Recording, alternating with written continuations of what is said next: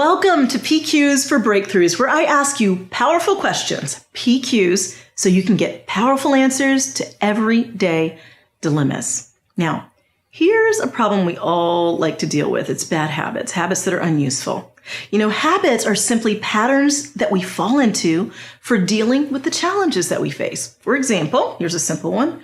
The habit of eating junk food at 2:30 every afternoon is addressing something. It could be addressing the fact that you're getting bored and off task and start thinking about things that interest you more. It could be that you're starting to feel sleepy and some sugar is what you go to. The sugar then comforts you and makes you feel better.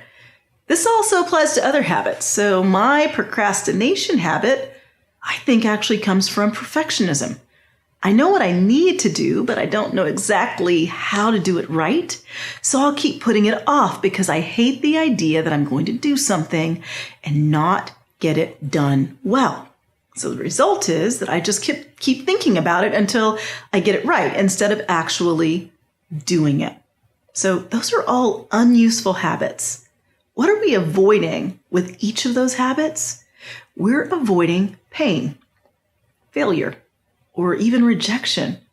Bad habits are a coping mechanism. The typical approach that most of us have, and I don't know about you, but I've been working on improving my eating habits, for example. I wanted to lose a little weight, so I began inputting my food choices into an app that counts calories. And I chose to modify a couple of simple things.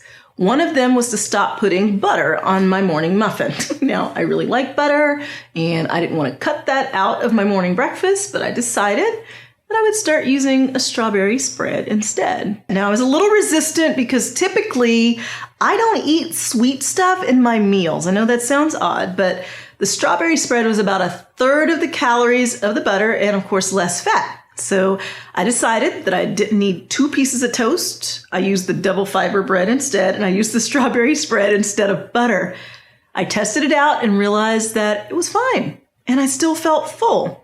So after a while, I even ended up reacting negatively to the butter. Like, it doesn't taste the same to me anymore.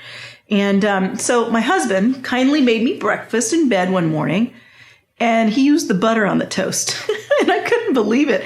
It hurt. Like, I didn't feel very good afterwards. It was too much fat.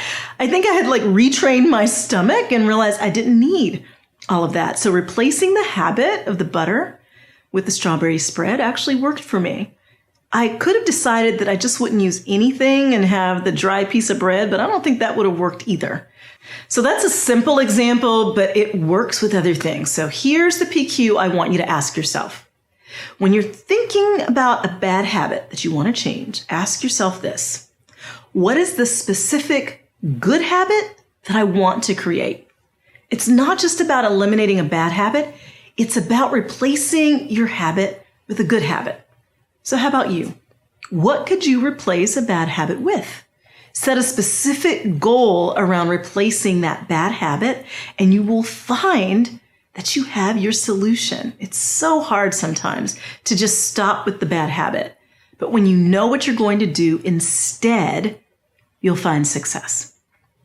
Remember, when you ask the right questions, you get the right answers. If you want more life advice, information about our personal coach training programs, just go to valerieburton.com.